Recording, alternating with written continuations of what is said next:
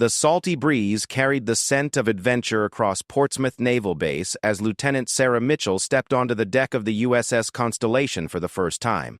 It was 1987, and the sight of a woman in naval uniform still turned heads and sparked whispered conversations among the crew. Sarah had grown accustomed to the stares, the doubts, and the subtle challenges that came with being one of the few women pursuing a career in the male-dominated world of naval operations. Sarah's journey to this moment had begun 25 years earlier in a small coastal town in Maine, where her father worked as a lighthouse keeper and her mother taught at the local elementary school. From her earliest memories, Sarah was drawn to the sea. While other children played with dolls or toy cars, she built elaborate sandcastles with moats and harbors, always imagining great ships arriving with important cargo and brave crews. Her fascination with naval history started when she discovered a trunk in her grandmother's attic, filled with letters and photographs from World War II. Her great-uncle had served aboard a destroyer in the Pacific, and his detailed accounts of naval battles and life at sea captivated young Sarah's imagination. She spent countless hours reading about famous admirals, studying ship designs, and dreaming of commanding her own vessel someday. When Sarah announced her intention to attend the Naval Academy during her senior year of high school, the reactions were mixed. Her parents supported her dreams, having watched her dedication and determination throughout her childhood. Her father often said she had inherited the family's connection to the sea, pointing out that 4 generations of Mitchells had made their living from the ocean in various ways. However, not everyone shared her family's enthusiasm. Her guidance counselor suggested she consider more suitable career paths, mentioning teaching or nursing as alternatives that would better utilize her natural abilities. Some of her classmates openly questioned whether women belonged in combat roles, while others made jokes about her ambitions that stung more than she let on. The Naval Academy proved to be both exactly what Sarah had expected and nothing like what she had imagined. The academic rigor challenged her intellect in ways that excited her, particularly the courses in naval strategy, maritime law, and ship engineering. She excelled in navigation, demonstrating an intuitive understanding of charts, currents, and weather patterns that impressed even her most skeptical instructors. Physically, the training pushed her to limits she hadn't known existed. The early morning runs, obstacle courses, and endurance exercises left her exhausted but determined to prove she belonged. She watched some of her male classmates struggle with the same challenges, which reinforced her belief that success came down to individual effort and determination rather than gender. The social dynamics at the academy were more complex than the academic or physical challenges. Sarah found herself constantly navigating unspoken rules and expectations. She learned to project confidence even when feeling uncertain, to speak up in discussions without appearing aggressive, and to maintain her femininity while proving she could be as tough as any male cadet. During her second year, Sarah encountered Commander Robert Hayes, who would become one of her most influential mentors. Hayes had served in Vietnam and was known for his no-nonsense approach to training future officers. Initially skeptical of women in combat roles, he found himself impressed by Sarah's analytical mind and her ability to remain calm under pressure. Hayes began assigning Sarah increasingly challenging scenarios during tactical exercises. He would create situations where traditional approaches wouldn't work, forcing her to think creatively and develop innovative solutions. These exercises often took place in front of her male classmates, putting additional pressure on Sarah to perform flawlessly. One particular exercise involved coordinating a complex rescue operation in hostile waters. Sarah was given command of a simulated task force and told to develop a strategy for extracting civilian personnel from a conflict zone while avoiding enemy submarines and surface vessels. The scenario was designed to be nearly impossible, with multiple complications arising every few minutes. While her male counterparts suggested aggressive approaches that relied on superior firepower, Sarah developed a more subtle strategy. She used weather patterns and ocean currents to mask her task force's movements, coordinated with friendly forces to create diversions, and planned the extraction during a period when enemy forces would be changing shifts. Her plan succeeded brilliantly, earning praise from Commander Hayes and grudging respect from her classmates. As Sarah progressed through the academy, she began to understand that her success would depend not just on her individual abilities, but on her capacity to earn the trust and respect of the men she would serve alongside. She worked harder than most of her peers, studied longer, and volunteered for additional training whenever possible. She also learned to choose her battles carefully, speaking up when principles were at stake but avoiding unnecessary confrontations over minor issues. During her final year, Sarah was selected for a special leadership program that placed her in charge of a group of underclassmen during a month-long training exercise. The group included several male cadets who had previously questioned women's roles in naval service. Sarah saw this as an opportunity to prove herself through actions rather than words. The exercise took place in challenging conditions, with the group required to navigate coastal waters, conduct reconnaissance missions, and coordinate with other units while dealing with simulated equipment failures and communication breakdowns. Sarah's leadership style emphasized collaboration and clear communication, drawing on each team member's strengths while maintaining strict standards for performance. When one of her team members sustained an injury during a night navigation exercise, Sarah made the difficult decision to abort their primary mission and focus on medical evacuation. Some of the other teams criticized this choice, arguing that a real naval officer would have completed the mission regardless of casualties. Sarah stood by her decision, explaining that protecting her crew was always the highest priority. The exercise evaluators later praised Sarah's judgment, noting that her decision had prevented a minor injury from becoming a major medical emergency. More importantly, the team members who had initially doubted her leadership abilities became some of her strongest supporters. They had seen firsthand that her leadership was based on competence and genuine concern for her people rather than attempts to prove herself. Graduation from the Naval Academy marked the beginning of Sarah's real naval career, but it also meant leaving the relatively protected environment of military education for the practical realities of fleet service. Her first assignment was to the USS Constellation, a conventionally powered aircraft carrier that would serve as her introduction to life aboard a working naval vessel. The Constellation was scheduled for a 6-month deployment to the Mediterranean, where it would conduct training exercises with NATO allies and maintain a visible American presence during a period of heightened tensions in the region. For Sarah, this deployment represented both an opportunity to apply her training in real-world situations and a test of her ability to function effectively as the only female officer aboard a ship with over 5,000 crew members. Captain James Morrison commanded the Constellation, with a reputation for running a tight ship while maintaining high morale among his crew. He had initially been reluctant to accept female officers aboard his vessel, not out of prejudice but from practical concerns about maintaining discipline and cohesion among young sailors far from home.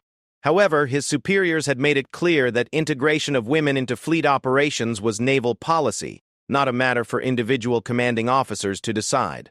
Sarah's first weeks aboard the Constellation were a careful balancing act.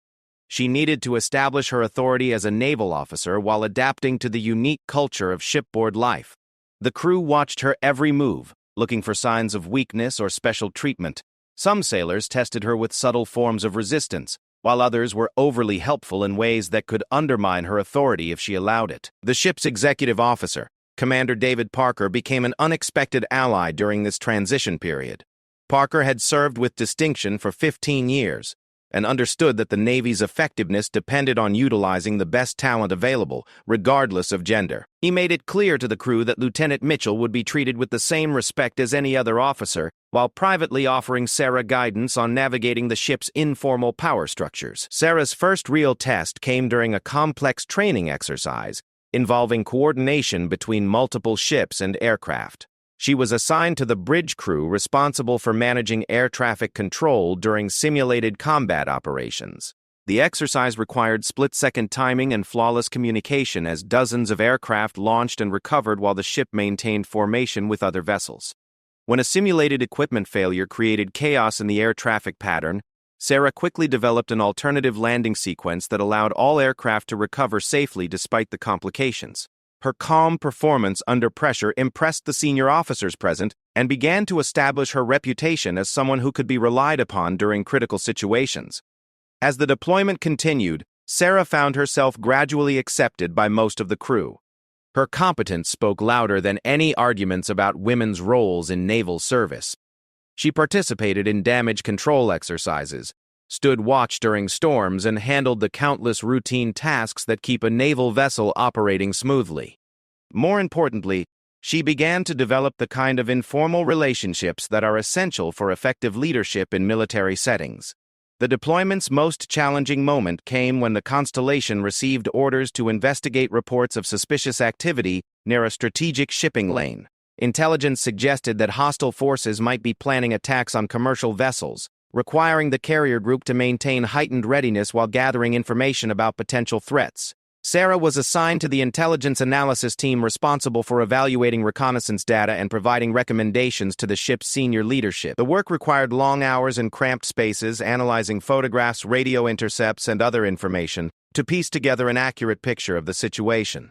When the analysis revealed evidence of a coordinated threat to shipping in the region, Sarah was part of the team that briefed Captain Morrison on response options. Her presentation was clear, concise, and professionally delivered, demonstrating her mastery of the complex intelligence picture. The captain's questions were sharp and demanding, but Sarah answered them confidently, drawing on her academy training and her growing practical experience. The successful completion of this mission marked a turning point in Sarah's naval career. She had proven herself capable of handling responsibility under real-world conditions, earning the respect of senior officers who would later become important advocates for her advancement. More significantly, she had begun to develop her own leadership philosophy, one that would serve her well in the challenges that lay ahead. As the Constellation prepared to return to its home port, Sarah reflected on the lessons learned during her first deployment. She understood that her success would always be measured against higher standards than those applied to her male colleagues, but she had also discovered that meeting those standards was entirely possible with dedication and smart preparation.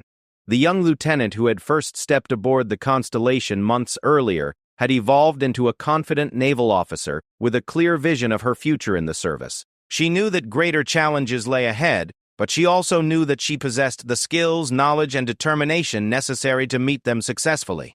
5 years after her first deployment, Lieutenant Commander Sarah Mitchell stood on the bridge of the USS Defender, watching her crew conduct an anti-submarine warfare exercise in the North Atlantic. The destroyer cut through heavy seas with practiced ease, its sophisticated sonar systems probing the depths for signs of enemy submarines.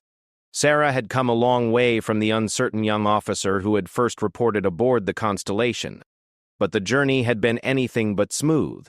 Her second assignment after the aircraft carrier had taken her to the Naval War College, where she spent 2 years studying advanced strategy and international relations. The academic environment provided a welcome respite from the intense operational tempo of fleet duty, allowing Sarah to deepen her understanding of naval doctrine and develop expertise in areas that would prove crucial for senior leadership positions. At the War College, Sarah encountered officers from around the world, including several women who were pioneering naval careers in their own countries.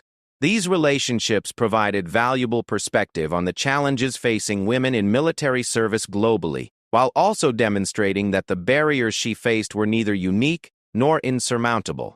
Her thesis project focused on the changing nature of naval warfare in an era of technological advancement and shifting geopolitical alliances. Sarah argued that future naval operations would require greater flexibility, improved intelligence capabilities, and closer coordination between different service branches.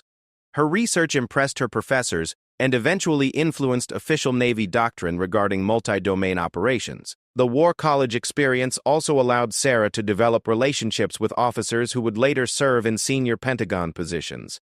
These connections would prove invaluable as she navigated the complex political environment of military career advancement, though she was careful to ensure that her progress was based on merit rather than favoritism. Following her graduation from the War College, Sarah received orders to serve as operations officer aboard the USS Defender, a guided missile destroyer operating with the Atlantic Fleet. The position represented a significant step up in responsibility, placing her in charge of combat systems, tactical planning, and crew training for one of the Navy's most capable surface combatants. The Defender's commanding officer, Captain Linda Rodriguez, was one of the few female commanding officers in the surface fleet at that time. Rodriguez had broken barriers throughout her career, becoming the first woman to command a destroyer and earning a reputation for tactical excellence and innovative leadership. For Sarah, serving under Rodriguez provided an opportunity to observe firsthand how a woman could succeed in the Navy's most senior positions. Rodriguez immediately recognized Sarah's potential and began grooming her for command responsibility. She assigned Sarah increasingly challenging duties, from coordinating complex training exercises to representing the ship at high-level briefings with fleet commanders. Rodriguez also shared hard-earned wisdom about the unique challenges facing women in senior military positions. "Excellence isn't enough," Rodriguez told Sarah during one of their many mentoring conversations. "You have to be better than excellent, and you have to make it look effortless. Every mistake you make will be remembered longer than your successes, and every success will be attributed to luck until you prove otherwise repeatedly." This advice proved prescient during Sarah's tenure aboard the Defender. The ship was selected for a challenging deployment to the Persian Gulf, where tensions with hostile forces required constant vigilance and sophisticated tactical planning. The deployment would test both Sarah's technical competence and her ability to maintain crew morale during extended periods of high stress. The Persian Gulf assignment brought new responsibilities and unprecedented challenges. As operations officer, Sarah was responsible for planning and executing the ship's participation in freedom of navigation operations, escort duties for commercial vessels, and intelligence-gathering missions. The work required precise coordination with aircraft, other surface vessels, and shore-based command centers. During one particularly tense period, intelligence reports indicated that hostile forces were planning coordinated attacks on coalition naval forces. The Defender was tasked with leading a small task force in patrolling critical sea lanes while maintaining readiness to respond to attacks.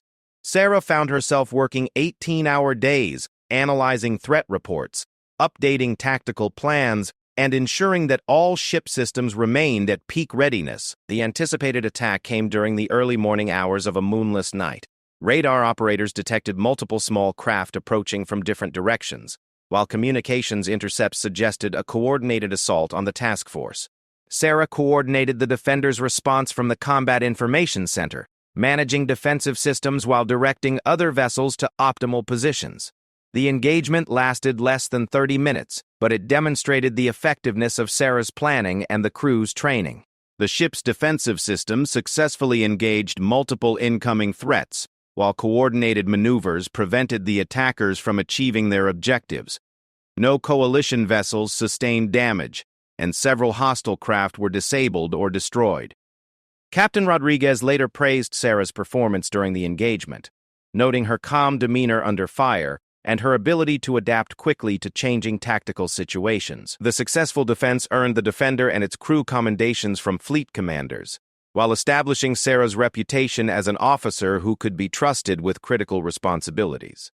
The deployment's success led to Sarah's selection for promotion to lieutenant commander and assignment to a prestigious position at the Pentagon. The new role involved working with senior Navy leadership on strategic planning and resource allocation, providing her with insights into the highest levels of military decision-making. At the Pentagon, Sarah worked in the office responsible for developing future naval capabilities. Her projects included evaluating new weapon systems, analyzing emerging threats, and developing recommendations for ship construction programs. The work required both technical expertise and political acumen, as proposals had to satisfy not only military requirements, but also congressional oversight and budget constraints. One of Sarah's most significant projects involved developing requirements for a new class of destroyers designed to operate in contested environments, where traditional naval superiority could not be assumed. The project required extensive coordination with research and development organizations, shipbuilding companies, and other government agencies. Sarah's approach to the project emphasized operational flexibility and crew survivability. She argued that future naval vessels needed to be capable of operating independently for extended periods while maintaining the ability to integrate seamlessly with joint force operations. Her recommendations influenced the design specifications that were eventually adopted for the Navy's next generation of surface combatants. The Pentagon assignment also exposed Sarah to the broader defense establishment, including relationships with civilian officials, congressional staff members, and representatives from allied nations. These experiences broadened her understanding of how military decisions were influenced by political considerations and international relationships. During her second year at the Pentagon, Sarah was selected to participate in a joint planning exercise involving military leaders from NATO countries. The exercise simulated a complex crisis requiring coordinated response from multiple nations and service branches. Sarah's role involved developing naval component plans, while ensuring compatibility with Air Force and Army operations. The exercise revealed both the strengths and weaknesses of existing alliance structures. While participating nations demonstrated impressive technical capabilities, coordination challenges and differing national priorities complicated unified action. Sarah's recommendations for improving interoperability were incorporated into subsequent NATO planning documents. Her performance during the exercise caught the attention of Admiral Patricia Williams, who was serving as Director of Naval Operations at the time. Admiral Williams had followed Sarah's career with interest, recognizing her as one of the Navy's rising stars. When an opportunity arose for an exceptional officer to serve as executive officer aboard a new guided missile cruiser, Williams recommended Sarah for the position. The USS Columbia was one of the Navy's most advanced surface combatants, equipped with state-of-the-art radar systems, sophisticated weapons, and enhanced command and control capabilities. As executive officer, Sarah would be responsible for all aspects of ship operations except those specifically reserved for the commanding officer. The Columbia's commanding officer was Captain Michael Thompson, a veteran surface warfare officer with extensive combat experience. Thompson had initially been skeptical about accepting a female executive officer, not due to prejudice but from practical concerns about crew dynamics aboard a vessel deployed for extended periods away from port. However, Thompson's reservations quickly disappeared as he observed Sarah's professional competence and leadership abilities. She demonstrated thorough knowledge of ship systems, excellent judgment in tactical situations, and the ability to maintain discipline while earning genuine respect from the crew. Within months, Thompson was privately telling colleagues that Sarah was the best executive officer he had ever worked with. The Columbia's first major deployment under Sarah's leadership took the ship to the Western Pacific, where rising tensions between regional powers required a strong American naval presence. The deployment included participation in joint exercises with allied navies, freedom of navigation operations in disputed waters, and diplomatic port visits designed to demonstrate American commitment to regional stability. One of the deployment's most challenging moments came when the Columbia was ordered to investigate reports of suspicious activity near a strategic shipping lane. Intelligence suggested that hostile forces were deploying advanced underwater surveillance systems that could threaten commercial and military vessels transiting the area. Sarah coordinated the investigation, working with intelligence specialists to analyze sonar data and develop recommendations for response options. The work required careful balance between gathering necessary information and avoiding actions that could escalate tensions unnecessarily. Sarah's methodical approach and attention to detail helped identify the nature and extent of the threat while providing political leaders with options for addressing it. The successful completion of this mission further enhanced Sarah's reputation within the naval community.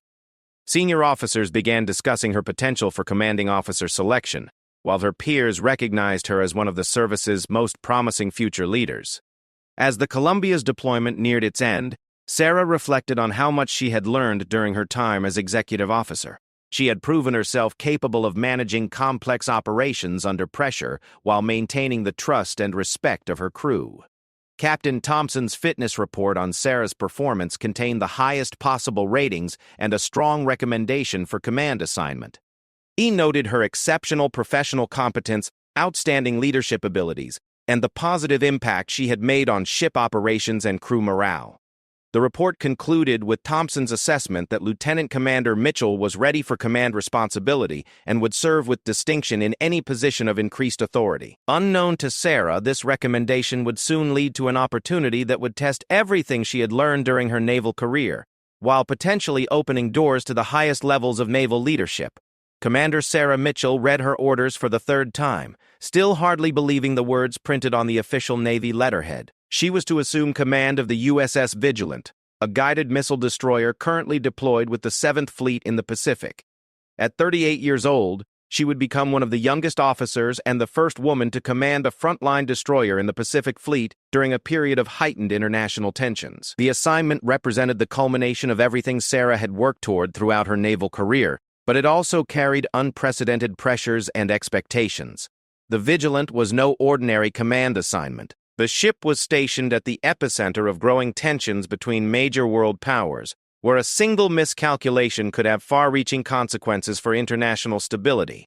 Sarah's preparation for command had begun months earlier, when she learned she was under consideration for commanding officer selection. The process was exhaustive, involving detailed reviews of her entire service record, psychological evaluations, and interviews with senior officers who would assess her readiness for the enormous responsibilities of command at sea. The final selection board had been particularly challenging. 5 admirals spent 2 days questioning Sarah about everything from tactical doctrine to personnel management, testing not only her technical knowledge but also her judgment and decision-making abilities. Several board members posed hypothetical scenarios designed to explore how she would handle the unique pressures facing a female commanding officer in a male-dominated environment. One admiral had asked directly whether she believed her gender would create additional challenges in commanding a destroyer crew during combat operations. Sarah's response had been carefully considered but honest. She acknowledged that some challenges might be different but argued that effective command depended on professional competence, clear communication, and genuine concern for crew welfare rather than gender. When notification of her selection arrived, Sarah felt a mixture of pride, excitement, and sobering awareness of the responsibility she was accepting. Command at sea represented not just personal achievement, but also an opportunity to prove that women could succeed in the Navy's most demanding positions. She knew that her performance would influence decisions about future female commanding officers for years to come. The change of command ceremony took place aboard the Vigilant, while the ship was moored in Yokosuka, Japan. The event drew unusual attention from both military and civilian media, as Sarah became a symbol of the Navy's evolving approach to gender integration.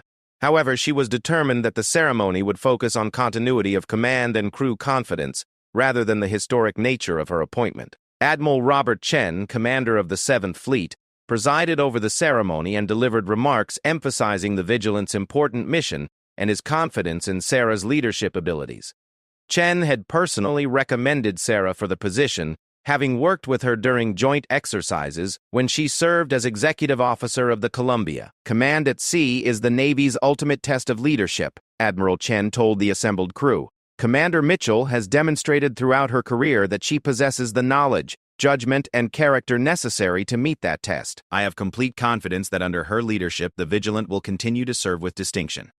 The outgoing commanding officer, Captain Mark Stevens, had spent 2 weeks briefing Sarah on all aspects of ship operations, crew personalities, and current mission requirements. Stevens had initially been concerned about turning over command to an officer he didn't know personally, but Sarah's thorough preparation and thoughtful questions had impressed him greatly. She knows this ship better than some officers who've served aboard for years, Stevens privately told the ship's senior enlisted advisor. The crew's in good hands. Sarah's first weeks in command focused on establishing her leadership style while maintaining the ship's operational readiness. She spent time with each department head, learning about ongoing projects and identifying areas where improvements might be possible. Her approach emphasized collaboration and open communication, while making it clear that she expected high standards of performance from everyone. The crew's initial reactions varied widely. Some sailors were enthusiastic about serving under the Navy's first female destroyer commander, viewing it as an opportunity to be part of naval history. Others were more skeptical, wondering whether a woman could effectively command a warship in combat situations. Most crew members adopted a wait-and-see attitude, withholding judgment until they could observe her leadership in action. Senior Chief Petty Officer James Morrison, the ship's senior enlisted advisor, became an invaluable ally during this transition period. Morrison had served aboard destroyers for over 20 years and understood better than anyone how crew dynamics could affect ship performance. He provided Sarah with candid assessments of crew morale and practical advice about managing the complex relationships aboard a naval vessel. Commanding officers come in all shapes and sizes, Morrison told Sarah during one of their daily meetings. The best ones earn respect through their actions, not their words. The crew will test you, but they want you to succeed because their lives depend on having a competent commanding officer. Sarah's first major operational test came when the Vigilant was assigned to participate in a large-scale naval exercise involving forces from multiple allied nations. The exercise simulated a complex crisis requiring coordinated response from dozens of ships and aircraft operating across thousands of square miles of ocean. The Vigilant's role in the exercise involved providing air defense for a carrier battle group while conducting anti-submarine warfare operations. The mission required precise coordination with other vessels and constant readiness to respond to simulated threats. Sarah found herself managing multiple simultaneous operations while making split-second decisions that could affect the entire task force. During the exercise's climactic phase, The Vigilant's radar operators detected multiple incoming missile threats targeting the aircraft carrier at the center of the formation. Sarah had less than 3 minutes to analyze the threat, coordinate with other ships, and deploy her vessel's defensive systems effectively. The engagement unfolded exactly as her training had prepared her for, but the reality of command added new dimensions of pressure and responsibility. Sarah directed the ship's response from the bridge, coordinating with the Combat Information Center while maintaining awareness of the tactical picture. Her calm demeanor and clear communications helped the crew perform flawlessly despite the intense pressure. The Vigilant's defensive systems successfully engaged multiple simulated threats, while the ship's coordinated response with other vessels provided comprehensive protection for the carrier group. Exercise evaluators later praised the destroyer's performance, noting the crew's professionalism and the commanding officer's tactical competence. More importantly for Sarah, the exercise demonstrated to her crew that she could effectively command their ship during demanding operations. The successful completion of complex tactical scenarios earned her credibility with officers and enlisted personnel who had been waiting to see how she would perform under pressure. Following the exercise, Sarah received a message from Admiral Chen, congratulating her on the Vigilant's outstanding performance. The Admiral noted that the ship's execution had been among the best he had observed during his tenure as fleet commander. Such recognition from senior leadership helped establish Sarah's reputation within the broader naval community. The Vigilant's next assignment took the ship to waters near the South China Sea, where increasing tensions between regional powers required careful navigation of complex political and military considerations. The deployment involved freedom of navigation operations designed to demonstrate international commitment to open sea lanes while avoiding actions that could escalate tensions unnecessarily. Sarah found herself operating in an environment where every decision carried potential diplomatic consequences. The rules of engagement required careful balance between maintaining defensive readiness and avoiding provocative actions. She spent hours studying intelligence reports and consulting with legal advisors to ensure that her ship's operations remained within approved parameters. During one patrol, the Vigilant encountered vessels from a potentially hostile nation conducting what appeared to be surveillance activities near strategic shipping lanes. The situation required Sarah to maintain her ship's mission while avoiding confrontational behavior that could create an international incident. Sarah's response demonstrated the diplomatic skills she had developed throughout her career. She maintained appropriate distance from the foreign vessels while continuing her assigned patrol pattern. When radio communications were established, she responded professionally but firmly, making it clear that the Vigilant would complete its mission while respecting international maritime law. The incident passed without escalation, but it provided valuable experience for both Sarah and her crew in managing the complex challenges of modern naval operations. The successful handling of such situations helped establish the Vigilant's reputation for professional competence while contributing to regional stability. As her first year in command progressed, Sarah faced a different kind of challenge when the Navy announced plans for a high-profile port visit that would bring significant media attention to her ship and crew. The visit was designed to demonstrate American naval capabilities while providing opportunities for diplomatic engagement with allied nations. Preparing for the port visit required careful coordination with diplomatic officials, security personnel, and public affairs specialists. Sarah had to ensure that her ship and crew would present the best possible image while maintaining readiness for immediate departure if operational requirements changed. The visit itself proved successful beyond expectations. Sarah's interactions with foreign officials demonstrated her diplomatic skills and professional competence, while the crew's performance during public tours and demonstrations earned praise from visitors and superiors alike. Media coverage focused on the ship's capabilities and mission, rather than the novelty of having a female commanding officer. More significantly, the successful port visit demonstrated Sarah's ability to represent the Navy effectively in complex diplomatic environments. Senior officers took note of her poise and professionalism during high-pressure situations that could have easily gone wrong with less skilled leadership.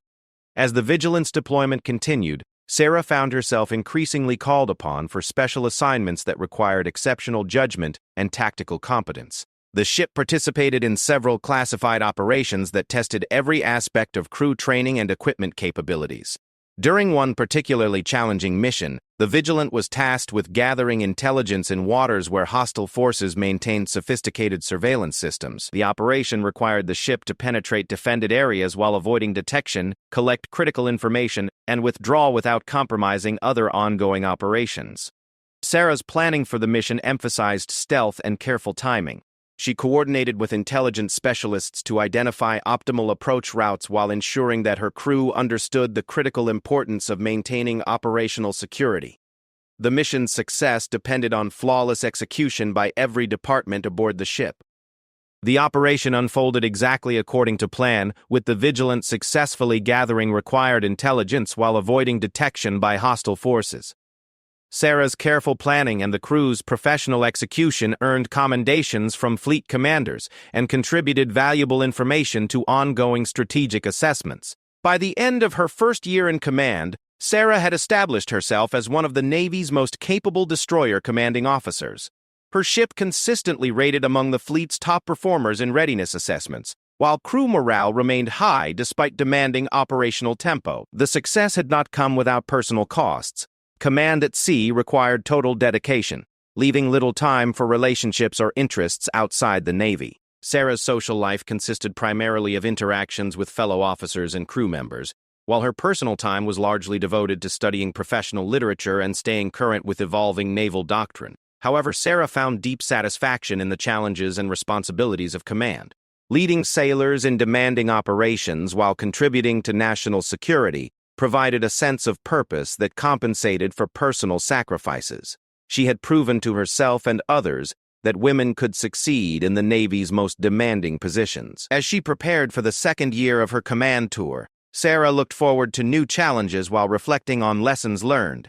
She had successfully established her authority as commanding officer while maintaining the respect and confidence of her crew. The foundation was laid for even greater achievements in the months ahead. The morning of September 15th started like any other aboard the USS Vigilant, as the destroyer maintained its patrol station in the contested waters of the South China Sea.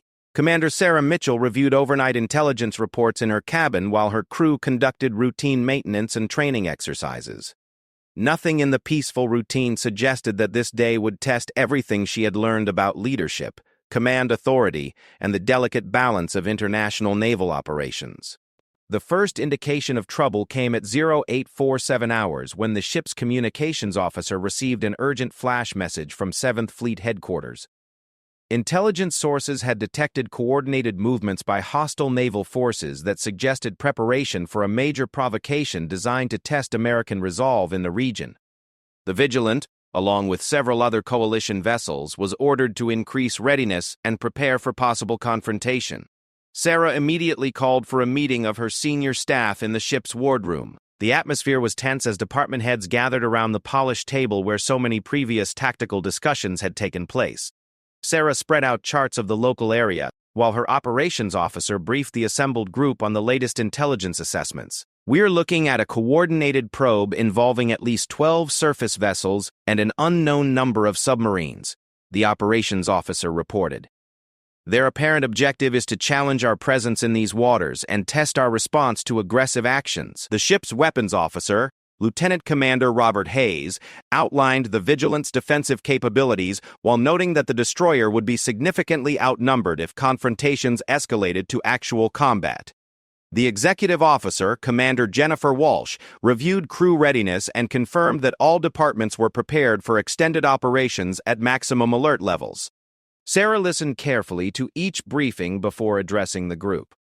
Her voice was calm and confident as she outlined her assessment of the situation and the ship's response strategy. The plan she proposed emphasized defensive positioning, clear communication, and measured responses, designed to avoid escalation while maintaining the ship's assigned mission. "Our job is to demonstrate American resolve without providing justification for hostile actions," Sarah explained. "We'll maintain our patrol pattern and respond proportionally to any aggressive moves, but we won't be the ones to escalate this situation beyond what's necessary for self-defense." The senior staff dispersed to brief their departments while Sarah remained in the wardroom to study intelligence updates and coordinate with other vessels in the area. The responsibility of command had never felt heavier as she contemplated the possibility that her decisions might determine whether the confrontation remained limited or expanded into something much more dangerous. At 11:30 hours, radar operators detected the first hostile vessels approaching from the northeast. The contacts were moving at high speed and appeared to be heading directly toward the area where coalition forces were conducting routine operations. Sarah ordered the ship to general quarters while maintaining course and speed to avoid appearing provocative. The bridge became a hub of controlled activity as sailors took their battle stations and prepared for whatever might develop. Sarah positioned herself where she could observe both the tactical displays and the surrounding ocean, knowing that the next few hours would test her crew's training and her own judgment in ways that no exercise could simulate. "Captain, we have visual contact with the lead hostile vessel," reported the officer of the deck. Sarah raised her binoculars to study the approaching ship, noting its aggressive posture and the unusual number of personnel visible on its decks. Everything about the vessel's behavior suggested that this was not a routine encounter. The radio crackled to life as the hostile vessel's commanding officer began broadcasting demands that coalition forces withdraw from what he claimed were territorial waters. Sarah listened carefully to the transmissions while consulting with her legal officer about the appropriate response under international maritime law. "This is Commander Mitchell, commanding officer of the United States ship Vigilant," Sarah responded over the radio. "We are conducting lawful operations in international waters. We have no intention of withdrawing from our assigned patrol area." The hostile commander's response was immediate and aggressive. He claimed authority over the surrounding waters and demanded that the American destroyer change course immediately. When Sarah politely but firmly refused, the hostile vessels began maneuvering in ways that appeared designed to force a confrontation. At 12:45 hours, the tactical situation became significantly more dangerous when sonar operators detected multiple submarine contacts moving into positions that could threaten coalition vessels. Sarah found herself facing a complex three-dimensional threat that required careful coordination of surface and anti-submarine warfare capabilities. The Vigilance Combat Information Center became the focal point for managing the developing crisis. Sarah divided her time between the bridge and the CIC, coordinating defensive measures while maintaining communications with fleet headquarters and other coalition vessels in the area. "All stations, this is the captain," Sarah announced over the ship's general announcing system. "We are currently dealing with multiple hostile contacts that may attempt to interfere with our operations. Maintain your professionalism and follow established procedures. We will not be intimidated, but we will not be the first to escalate this situation." The crew's response to Sarah's leadership during this crisis demonstrated the effectiveness of the training and discipline she had instilled during her time in command. Sailors performed their duties with calm professionalism despite the obvious tension of the situation. Veterans and newer crew members alike drew confidence from their commanding officer's steady demeanor. At 13:20 hours, the confrontation reached its most dangerous point when one of the hostile submarines was detected moving into an attack position relative to a coalition frigate operating several miles away. Sarah had seconds to decide whether to engage the submarine or attempt to warn it away through other means. The decision required weighing multiple factors, including rules of engagement, potential consequences of action or inaction, and the broader diplomatic implications of any aggressive response. Sarah's training and experience had prepared her for such moments, but the reality of command meant that she alone would bear responsibility for whatever happened next. "Sonar contact designated Master 1.